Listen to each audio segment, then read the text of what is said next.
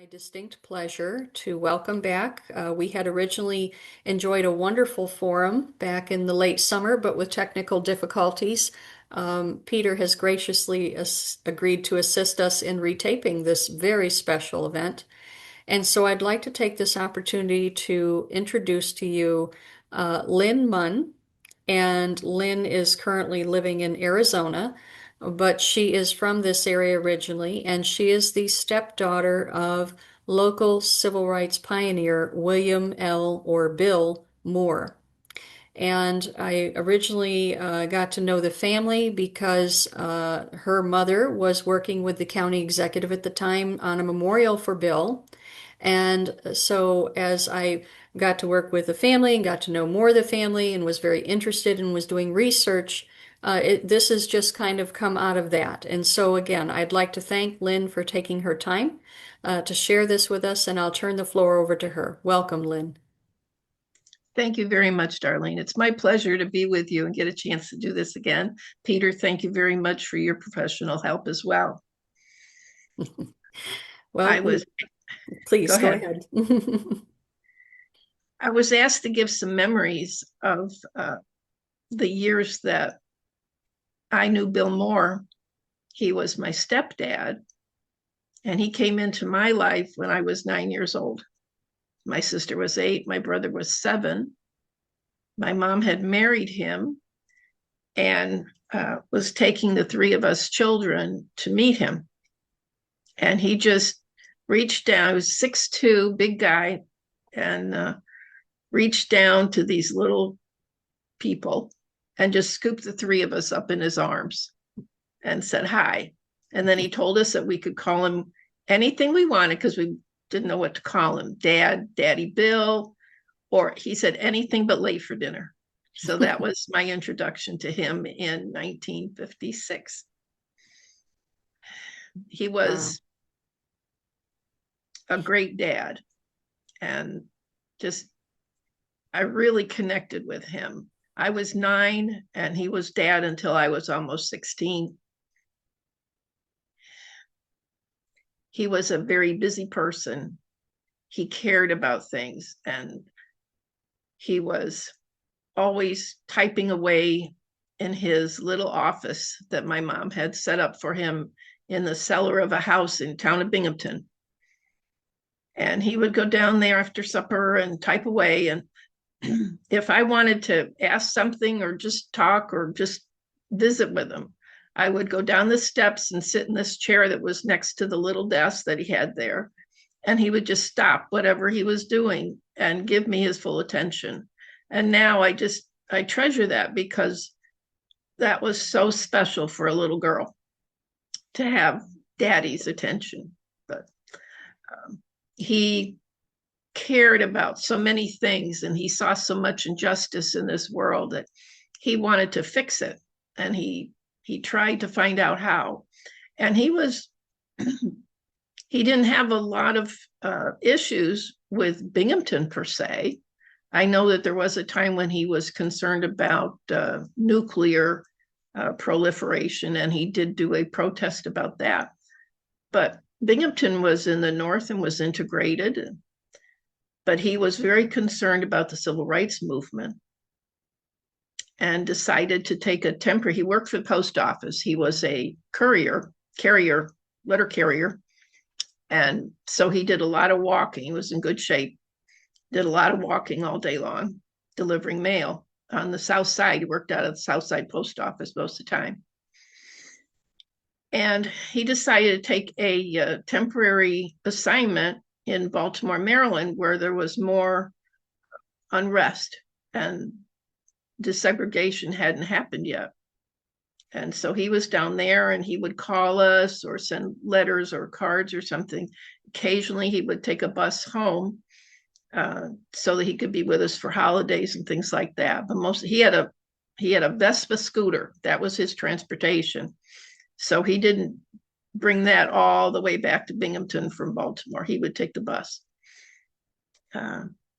And so he had called us the night before the walk that he was starting, which was unfortunately the last walk he ever did.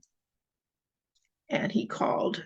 For some reason, my sister and brother weren't home, but I got a chance to talk to him. My mother got a chance to talk to him. My mom was very concerned about this walk, and she made him promise to be off the road before dark. I'm not so sure he kept that promise all the time, but it was very nice to talk to him. I'm glad I got a chance to talk to him.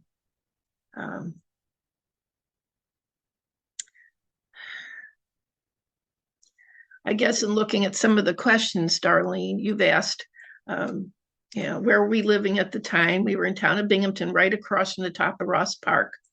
And I was 15. I didn't see any segregation, really. There were Black students in my school, not very many, but there were some. I was in the Susquehanna Valley School District, so we were rural. And I had to take a bus from town of Binghamton all the way through to Conklin. So it was, we didn't live near the school.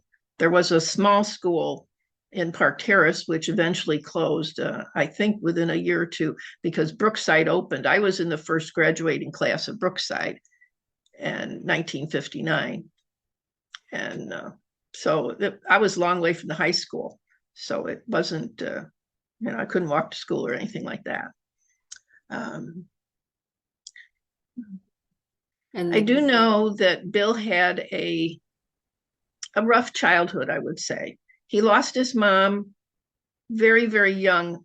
I believe it was right after childbirth. And I think it was his sister. And I'm not sure if she was older or young. I think it was not after his birth, but after his sister's birth. I'm not positive sure about that. Yeah, I think he was around 2, if I remember with my research. I think it was his sister's birth, yeah. And so his maternal grandmother lived in Meridian, Mississippi. And his father, he's got 2 babies. And he takes them down to the grandmother and leaves them there, I guess, both of them. And then goes back and gets them when he's about 9. I think he had a cousin who I heard all this from. She had ridden along with her parents when they went down to, it was his mother's sister's family. And now this is 1930s, and they're driving back from Mississippi to Binghamton. That's amazing. Dirt roads and everything else, I guess. And, so he didn't know his father. I don't know if his father ever got time to go down and visit in between, but his father had remarried. And so then the kids were there with the family, with the stepmother. And I looked up his high school yearbook comments. It says he was bashful. I just can't believe, because, he wasn't an outspoken person as far as, in your face kind of person or anything like that, but bashful, I would never say he was bashful. So obviously his life was affected by the loss of his mom and the distance from his dad for years. And he made a connection with a teacher in the school that just saw something in him and encouraged him and was like a father figure to him. And he loved this man like a dad. I mean, he was a mentor and just gave him lots of good advice, helped him figure out how to get into the military so that he could benefit from the GI Bill for his education, but yet, pick a branch maybe in a position closer to the end of the war so that he could be able to come home. And I don't think necessarily that he was a conscientious objector per se, but I know he wasn't interested in being in the fighting and killing people. And so he was, I believe, an MP or something like that with the Marines. And I still need to get his full military records to confirm all that. But he was in Europe for several years and then came back, went to college. Somewhere along the line, he went down south and visited his grandmother and the aunt that he dearly loved, that was like the oldest daughter, I think, in the family that was there and visited them. And she just had a baby. And so there's pictures that I've seen of that. And he had a motorcycle, and he was riding around with the motorcycle and giving grandkids, I guess, or the children rides on a motorcycle. And then he went to college at Harper, graduated. Somewhere along the line, he found out that the teacher had died, and this was devastating news to him. And he wasn't home at the time. I think he was in the military. And it really was very upsetting to him to realize this man was no longer in his life. And, he loved, it was like losing a father to him, which had to be pretty tough. And one day he thought he saw him, and that created all kinds of problems because he was just sure that the teacher was pulling a trick on him or something, because I guess they had this kind of relationship, that he would tease him. And unfortunately, it just dominoed into something else. And, back then we had the state hospital. And if anybody seemed disturbed or anything, they went to the state hospital. And he made the mistake of contacting the teacher's widow, and it upset her greatly. And his sister received a phone call from the widow, and the poor lady was distraught. And so she talked to Bill, and they agreed that maybe he needed to accept this truth and maybe spend some time in the state hospital until he could. And I was amazed that he could take something like that and turn it into a positive, because what he did is, he was there for some time, like a year and a half or something. But he ended up writing a book. And this is the book that he wrote in the 50s, back when there was hardly any mental health to speak of, some pretty crazy treatments that they underwent. And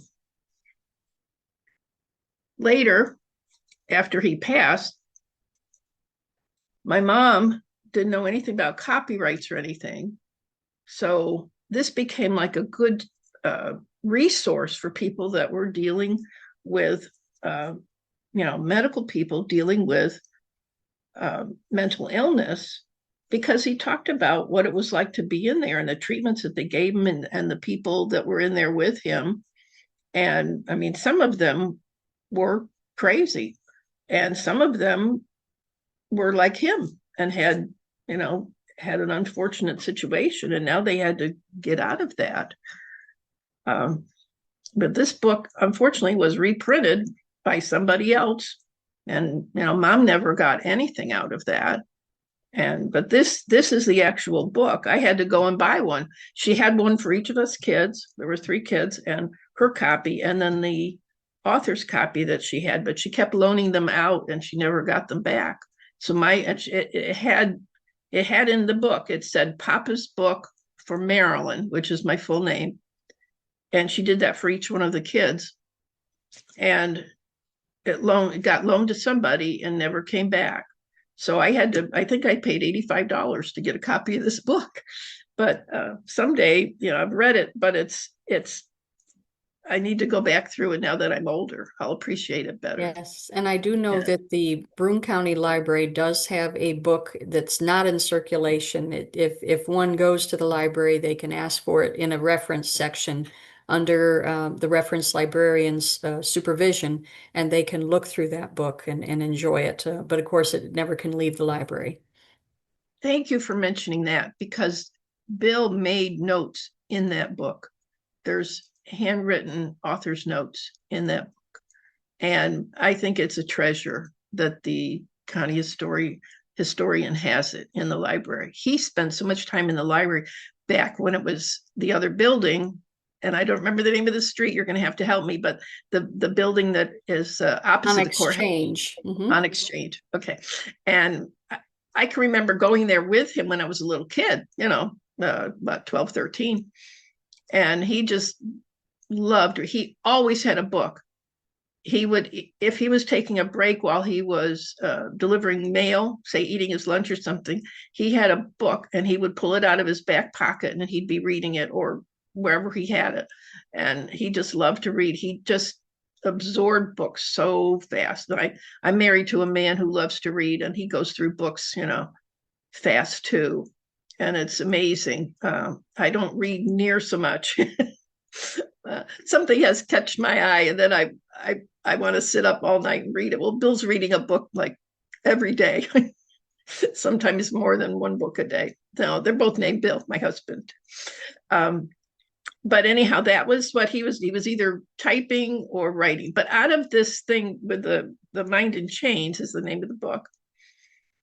He was so concerned about the people who were being released from the hospital, because there was like this stigma attached, and they needed help, and he wanted to help them. So he started, and I meant to get this out of the drawer.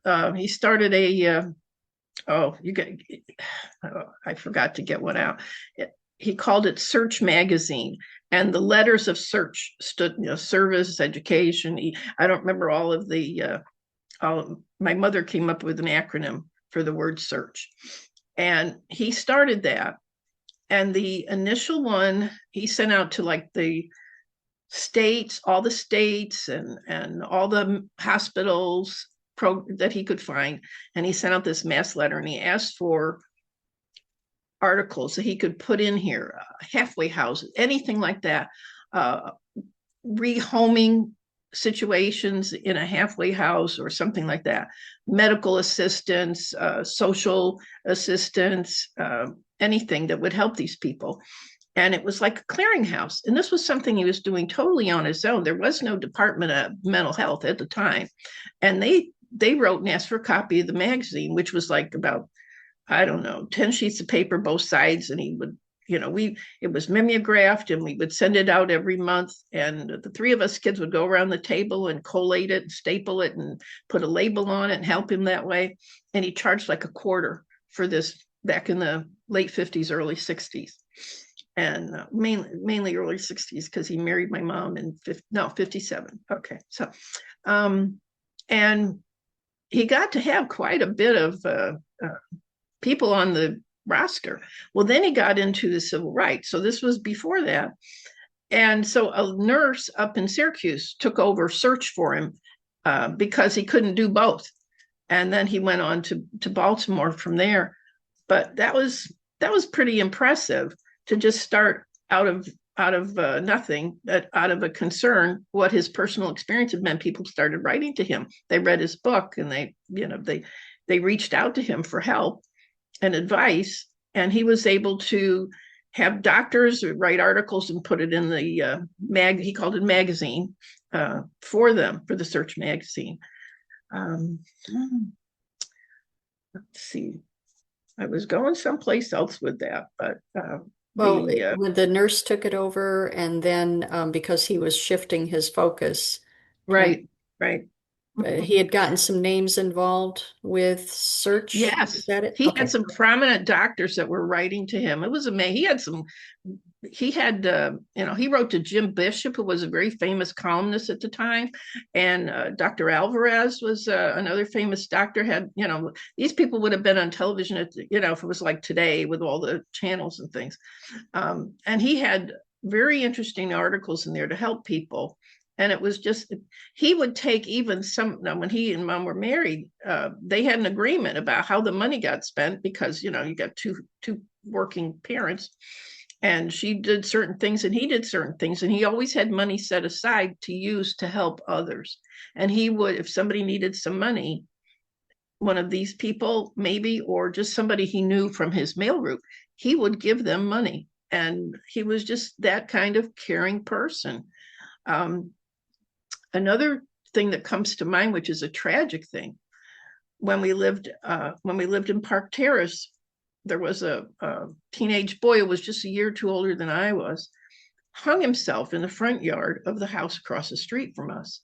And my mom is getting ready to go to work, and for some reason we had these rolling blind sort of things, on the front porch.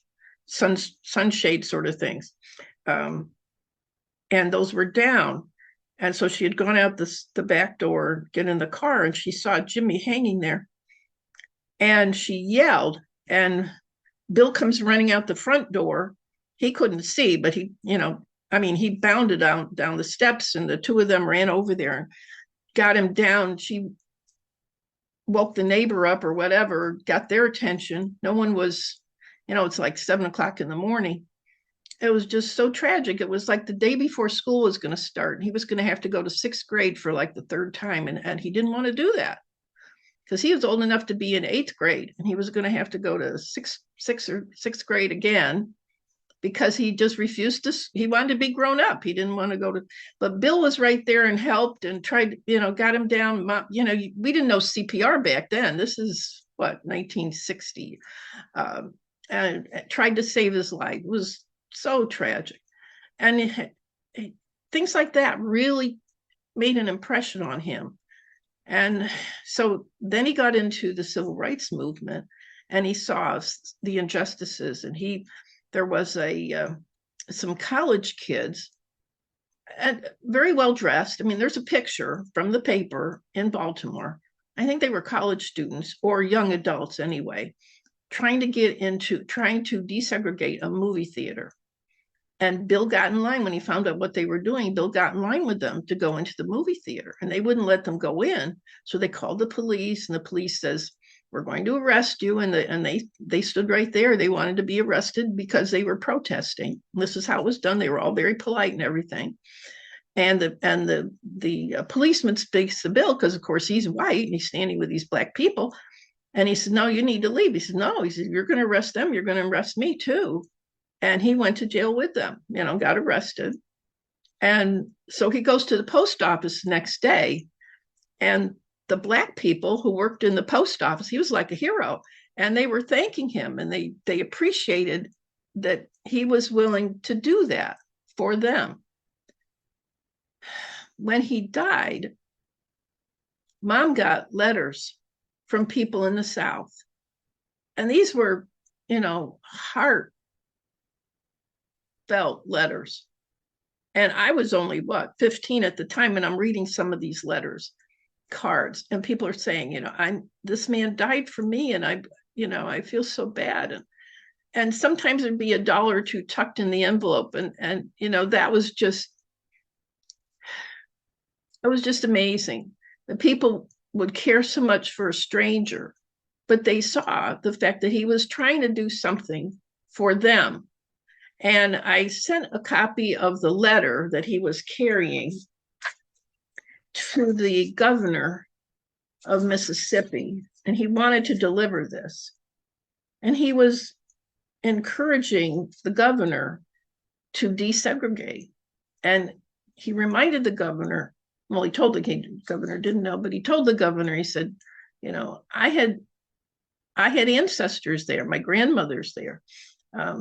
It's the land of my ancestors, and I dislike the reputation the state has acquired as being the most backward and most bigoted in the land. Those who truly love Mississippi must work to change this image. And he asked him, he said, please, be gracious.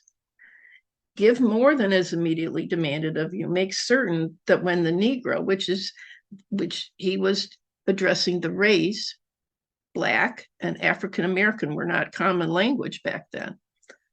When he gets his rights and his vote, that he does not, in the process, learn to treat the white man with the contempt and disdain that, unfortunately, some of us now treat him, which was so true in Alabama with the governor standing in the doorway at the school in Little Rock, or no, it was Arkansas, Little Rock, that sort of thing. And he was encouraging the governor of Mississippi at the time, Governor Barnett, to be generous and desegregate his state. But of course, it didn't go as well as we had hoped, at least at the time. I must say, though, he died in Alabama. He was killed walking along a highway, 2-lane highway in Alabama. And when my mother went for the memorial dedication in Montgomery in 1989, she was driven past the spot. And the lady who was driving her said, "Oh, it was over there on the side of the road where he was killed." Well, there was nothing there. It had been a little roadside, like a little picnic table, a little place to pull off or something. And it was gone. It was just grass or weeds or whatever. But I did find on the web that back in 2014, 2011, I think it was 2011, a roadside monument, historical monument was placed there. And I want to go and see that monument. I want to thank the people that put that monument in place, because obviously there has been a change in the way that some of the people think. And they are willing to acknowledge that something seriously important happened here. It was very tragic, but I think Bill would be proud to know that there's a monument to him. There aren't too many. There's one in Binghamton now. They did at the bus station, and I'm very happy to see that. And Darlene, you were very helpful with that, and I'm so grateful for the monument that is there. I know you worked with the County executive and yes, a benefactor that was identified that bankrolled a lot of it and was yes, part of that design. But I think that the symbolism of it was because he traveled out of the bus terminal. that's right. Like, And he took the bus from Baltimore to DC. I have his diary here. Baltimore in a Greyhound bus. He went to DC, then he went to Knoxville, and then finally to Chattanooga on Sunday night, or Sunday afternoon. I got there. So looks like it was all day on the bus. Then it was an overnight by the time he got there. And he started walking in Chattanooga. And he says, my front sign says, "Eat at Joe's, both black and white." And he said that a black man, now he called him a colored man because that is the vernacular at the time. He ripped off the black. He didn't like that because it wasn't common then.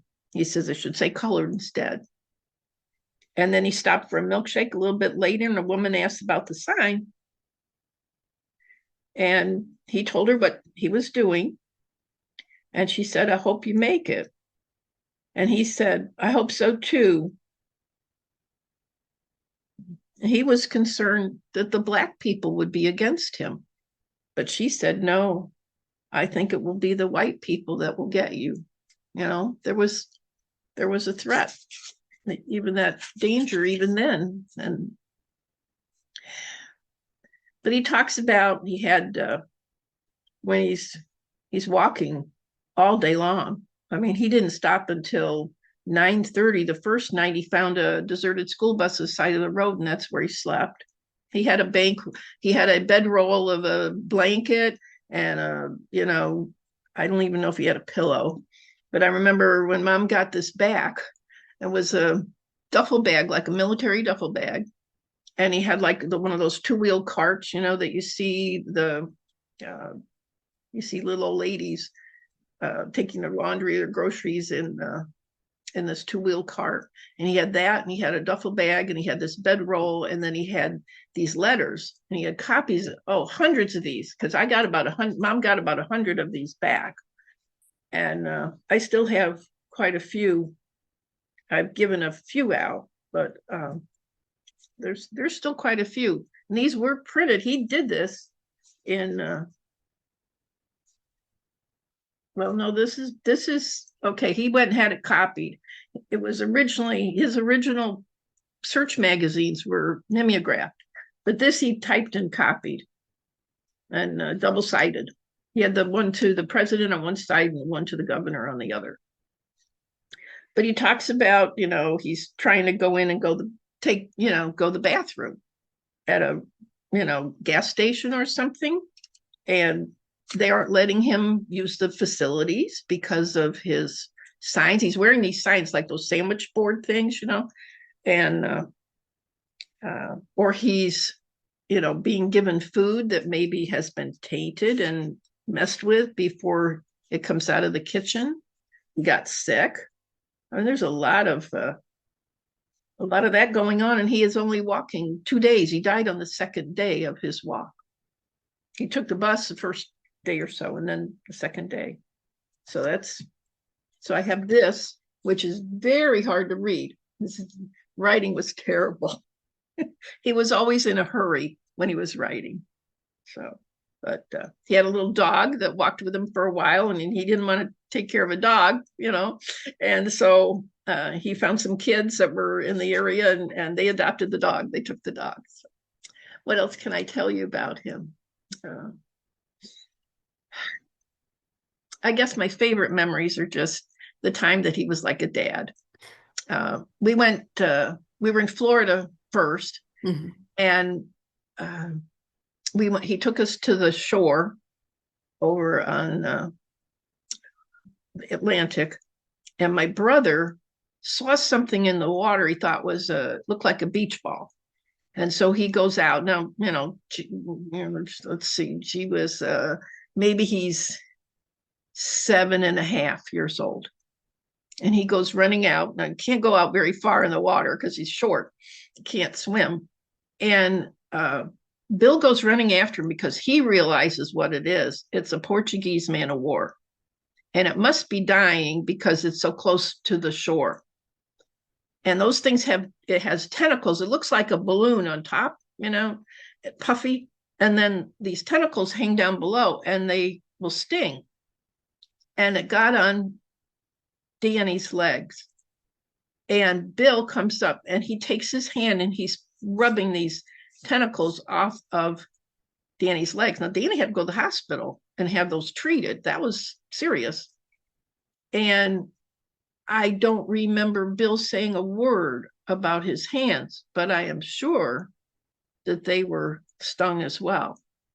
But he never complained. I just remember that. We were playing catch in the, you throw the ball out, and the waves would bring the ball back. And Dan saw this, what he thought was another ball, and it was this Portuguese man of war.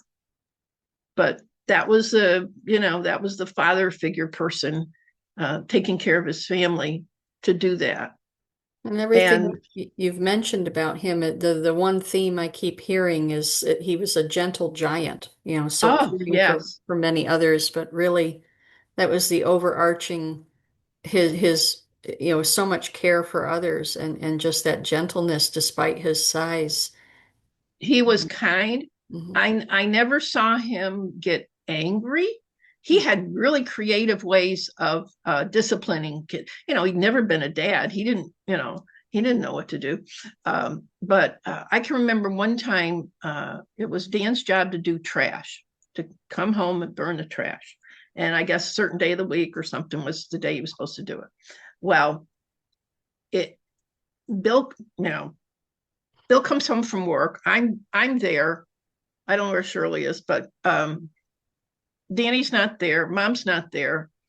And so he goes and gets all the trash cans and takes it up to Danny's room, puts it in his room to remind him to do the trash. What he didn't know is that Mom had to take Dan for something at the store. And there was a reason why he hadn't done the trash. But that was his creative way. He didn't, create a fuss or get mad and yell or anything like that. Mm-hmm. He just said, okay, you'll notice it when you go upstairs to your room, you'll find out there's a job to do. So that was a very creative discipline. Usually Right. Mom was the one doing the discipline. The tough one. I can remember Parade Magazine. He wrote an op-ed to Parade Magazine of different ways to help people with mental health. This was related to the search thing. And they came and they filmed him and they printed the article. Pretty good deal. That's great. Mm-hmm. And there's pictures in there of him roughhousing with us. And we were having tickle fights. 3 of us would gang up on him. And you can see in the picture, I mean, it's just, there's no contest because he was the three of us didn't add up to his To ability, him. and we're trying to tickle him, and he's beating us. Yes. He's tickling us back. Yeah. And then I think in that article as well, it's got us standing around the table collating the search magazine for the month. They got a Yes. picture of that, and that was great, and that was I think 1961 maybe. So that was a special memory. Excellent. I didn't We're, realize how much that affected me over time, but my first dad, my father, was busy raising a second family and really didn't have time for older girls who could manage on their own, and so he still had a lot of little kids that were a good 10 years younger than I am, and at the time. So I didn't get to see him very often at all, and he wasn't involved in my life very much at all. And so Bill was there and was very kind of and gracious to be available to me whenever I had a question or just wanted to talk, well, just a very tell him about it. validating presence, like you said, Yeah, yeah, an adult very that's great. willing It's, to engage in high level discussions and really talk through something and meet you at your level and yeah, talk about yes, big anything. questions Yeah. and things. Yeah. And he was so great that way. I really missed that. When Yes. it's funny, but my mom ended up walking me down the aisle when I got married. I told mom, I says, you're the person that's been in my life the whole time, Hmm. and you have to do this. Yes. And so um she did. she I did we're she did I was proud of her. She did. Yeah, yes. yeah. We're As coming down to about 5 more minutes. We might go a little over, but just Sure. to wrap up, certainly if you had a point you want to make, otherwise I would, we could talk about, certainly we've mentioned the monument at the site Yes. where he was murdered. I do think it would be important to just talk about how your family was notified of what happened to him, and even Oh, yes. My mother received a collect call from the coroner's office in the middle of the night from Gadsden, Alabama. And, coroner, clue. mhm, Uh, she knew right then and there. And she said, he's dead, isn't he? And the guy wouldn't tell her. Well, it just so happened that mom had given some land next to where we lived to our pastor to have his home on. And so she went next door and knocked on his door, woke him up, and he came over and took the phone call. Well, no, wait a minute. She stayed there with the wife okay, because she knew, they woke them both up. So the wife stayed there, had mom stay there, and then the pastor came over and took the phone call and came back and confirmed what mom already knew. And then, oh boy, I mean, you talk about it hitting the fan. oh yeah, Mom, she knew that it was going to be crazy. So my sister and I went to my grandparents' house up in Hillcrest yes, for a couple of days until the funeral. My brother was at a good friend of the family's house in Park Terrace, and yeah, she took us in to view the body before the viewing, and that was tough. He yeah, had two holes that they had drilled in his forehead to get the bullets out of his head. I don't know if one was a bullet hole and one was, but I there were two holes in his forehead that they had filled in with, it looked like silly putty with makeup over it. right, Very, 1963. rudimentary, yeah, Yeah. And uh yeah, this was so hard on my mother. It was very painful for her. And I the know it attained national news. it did. It did. Hmm. The mayor of, I believe it was the mayor of New York City at the time, John Lindsay, came and represented the president. And of course, Mayor Burns was there. Hmm. And it was a mob scene. Chase Funeral Home was downtown at the On time. Exchange as well. And yeah, and they set up a speaker system outside so people could stand outside to listen to the service. Mom had been on the radio on Saturday nights years before when I was real little. She used to sing with a guitar on a service, church service on Saturday night. And she had a beautiful voice and played guitar, and she would sing these wonderful songs. And she had sung with a black men's quartet called the Harps of David Quartet. And she had them come and sing at the service. And they're crying and they're mopping their eyes and they're crying and they're singing these beautiful songs. And Mom's just sitting there and she's numb. I mean, it was so tragic. I'm just hanging on to her. And there was a professor from Cortland State who was a good friend of Bill's. He had come and done like summer classes at Harper, Binghamton University, and so he was holding Mom up basically. When we went to the cemetery and things like that, it was Bill Griffin that she was holding on to. And I know you said there was a lot of students that came from Binghamton University, came across the Yes. way and came up into the cemetery because he's buried over there in Vestal. Yes, they turned at the red light, went into Harper, went into the college, and then came back out on Bun Hill Road, across the highway, across the 405 to 434. That's the parkway. Yes. and the students and the teachers followed behind, and there's pictures of that in the press from that weekend, and I just remember the picture that the press photographer took of the sunlight on the coffin, because it was like this, I don't know, I don't remember, but it seemed like it was brass. It was shiny. The reflection of the sunlight on the coffin, and the picture that he got for the paper was fabulous.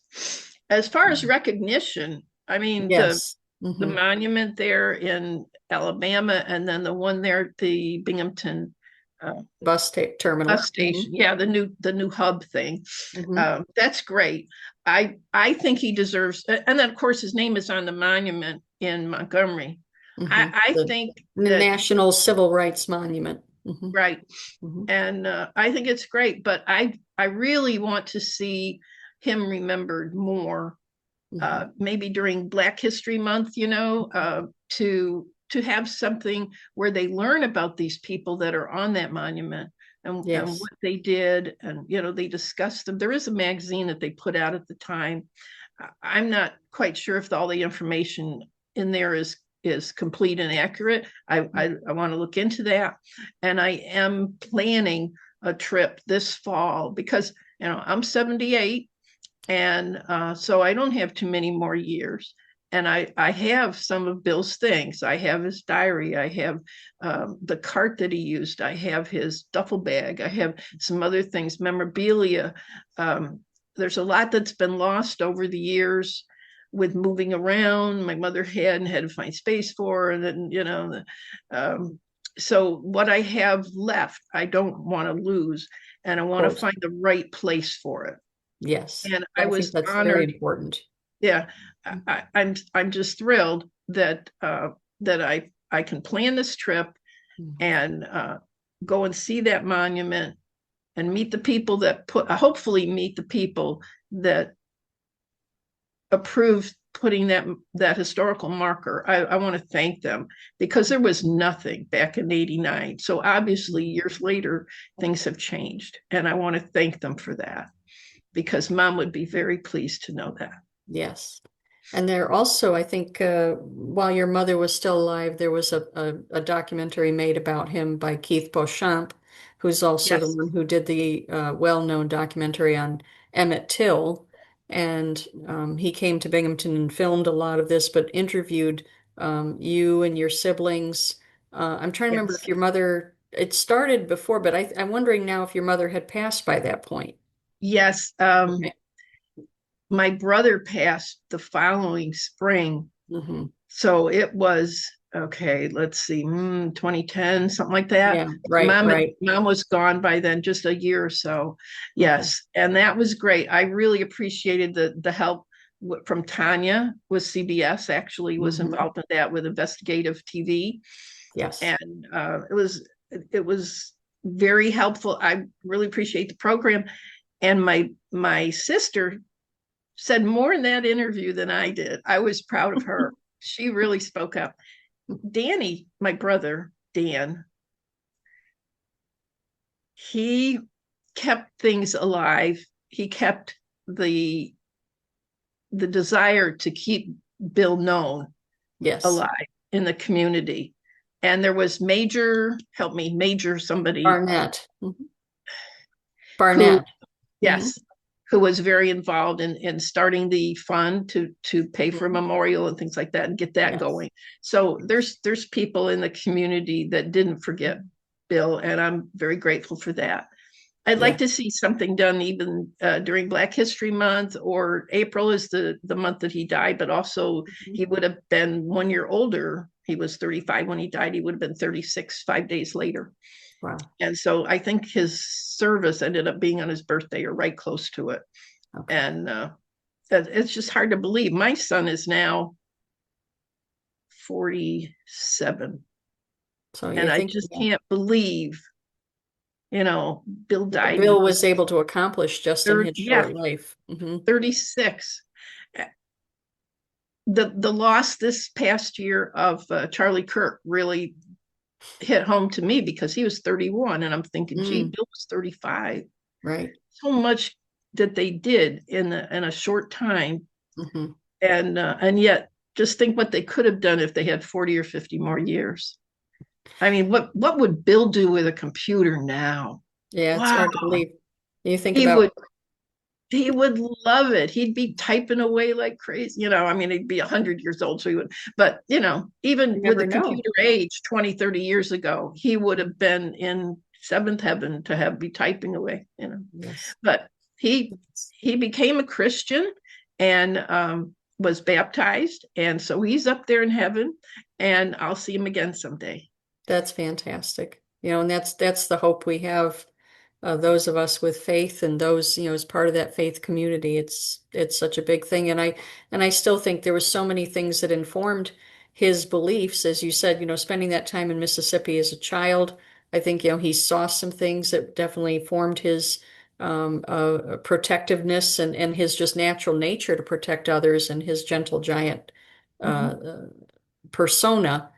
But just hearing some of these other components, the personal view, though, having known him personally, somebody, like yourself who lived with him all those years and got to see the private side of Bill and the personal side, those are just precious stories to be able to preserve. And so, hopefully by doing this is also another way of preserving his legacy and making it available for others. And I think, he would be proud to see this. So. I really Mhm. am so grateful that you were able to join us today through the medium of technology. And, Yes. we will hope to hear more about efforts to continue to honor him and preserve his legacy in the future. So I do. Okay. It needs to be done. They need to Mhm. know what Yes. how much he cared. Amen. Thank you. Thank you You're so welcome. much. You're welcome. All Thank right. you both. Thank you. This was wonderful. Well, Peter, I'm so grateful you were able to put this together for us. I really am. Yes. Thank you, Peter. You are very welcome. This story needs to be remembered and Mhm. spread. Yeah, and certainly he was. We were proud, certainly to have him from Binghamton. I think that needs to be promoted. That he's a local son. I mean, there was always something about him up at the Discovery Center for the children. There was a small, like a local heroes type thing, and so there was always Rod Serling. But I remember even back then, it was Bill Moore. Was on. Really? Oh, that's Mhm. fantastic. I'm so glad to hear. And Mhm. he would be nothing like what they do today. I'm Mhm. I'm shocked.